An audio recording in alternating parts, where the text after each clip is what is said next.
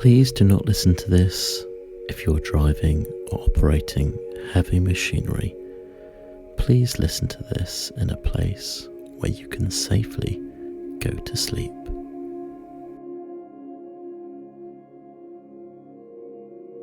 Chapter 2. Curiouser and curiouser, cried Alice. She was so much surprised that for a moment she quite forgot how to speak good English. Now I'm opening out like the largest telescope that ever was. Goodbye, feet. For when she looked down at her feet, they seemed to be almost out of sight. They were getting so far off. Oh, my poor little feet. I wonder who will put on your shoes and stockings for you now, dears. I'm sure I shan't be able to. I shall be a great deal too far off to trouble myself about you. You must manage the best way you can. But I must be kind to them, thought Alice. Or perhaps they won't walk the way I want to go. Let me see. I'll give them a new pair of boots every Christmas.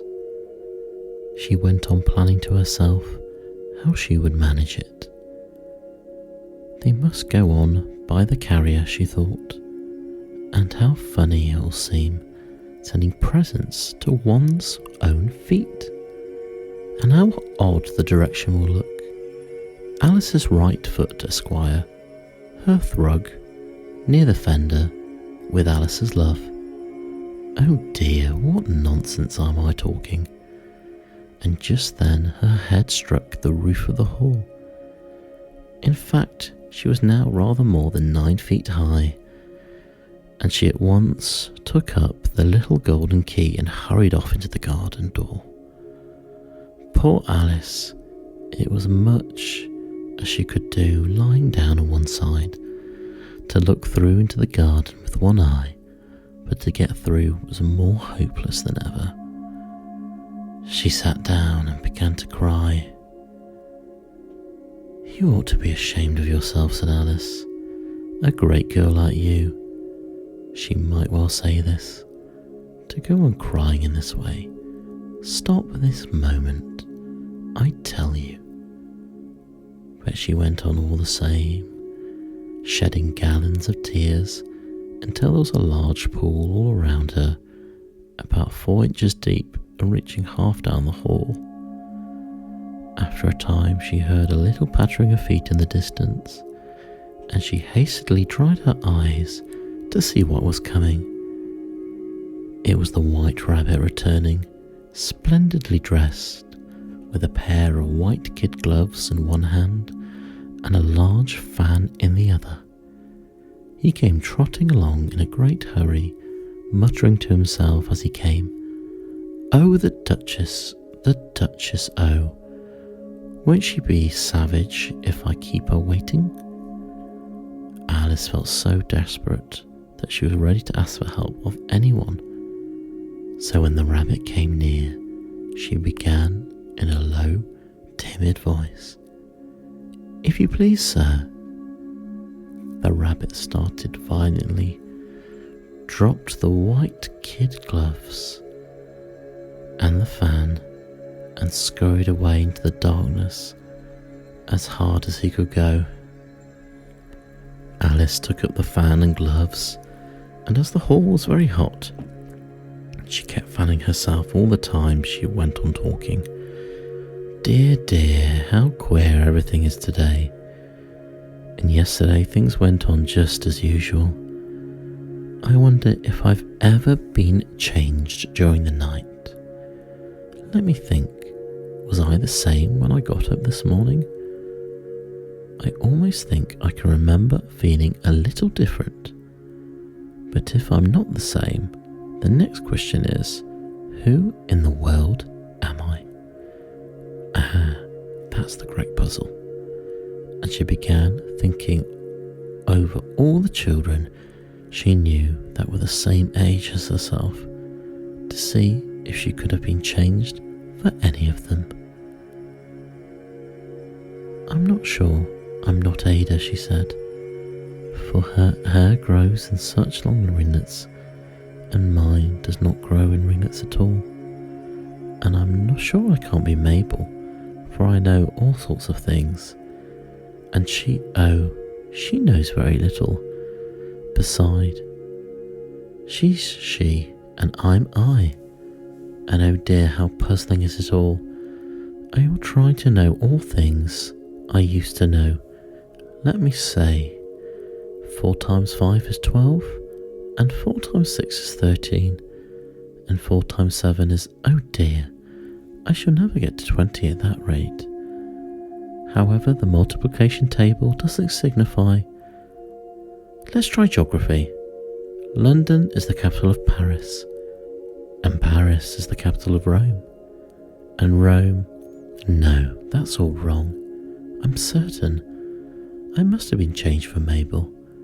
I'll try and say, half doth the little, and she clasped her hands on her lap, as if she was saying lessons, and began to repeat it, but her voice sounded hoarse and strange, and the words did not come the same as they used to. How doth the little crocodile improve his shining tail, and pull the waters of the Nile on every golden scale? How cheerfully he seems to grin, how neatly spreads his claws, and welcomes little fishes in with gently smiling jaws. I'm sure those are not the right words, said poor Alice, and her eyes filled with tears again as she went on. I must be Mabel after all, and I shall have to go and live in that poky little house and have next to it no toys to play with.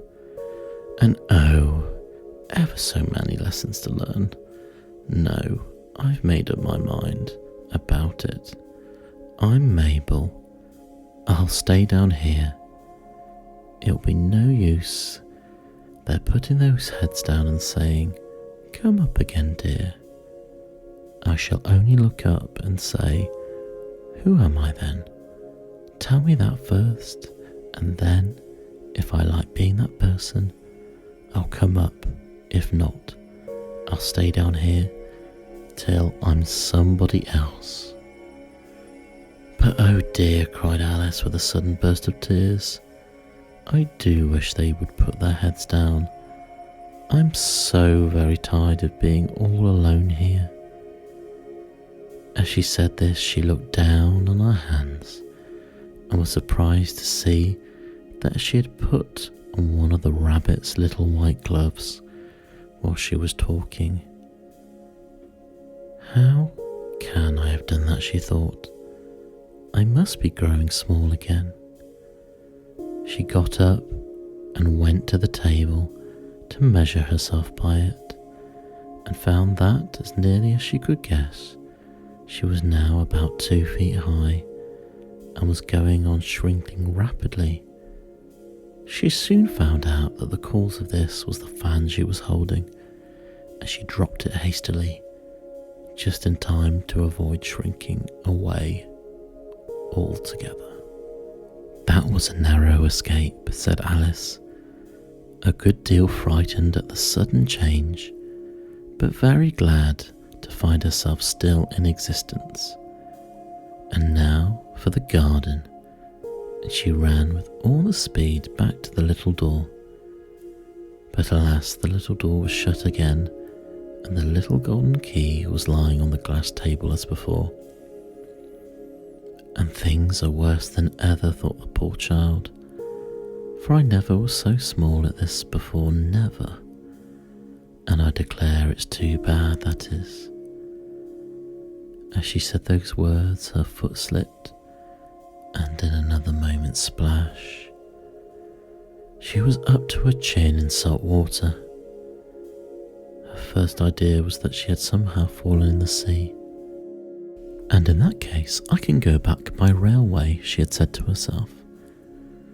Alice had been to the seaside once in her life, and had come to the general conclusion that wherever you go, to on the English coast, you will find a number of bathing machines in the sea.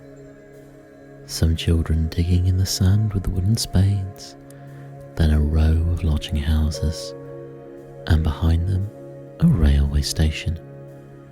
However, she soon made out that she was in a pool of tears which she had wept when she was 9 feet high. "I wish I hadn't cried so much," said Alice, as she swam about, trying to find her way out. "I shall be punished for it now, I suppose, by being drowned in my own tears. That will be a queer thing, to be sure. However, everything is queer today." Just then she heard something splashing out in the pool a little way off, and she swam nearer to make out what it was. At first she thought it must be a walrus or a hippopotamus, but then she remembered how small she was now, and she soon made out that it was only a mouse that had slipped in like herself. Would it be of any use now, thought Alice, to speak to this mouse?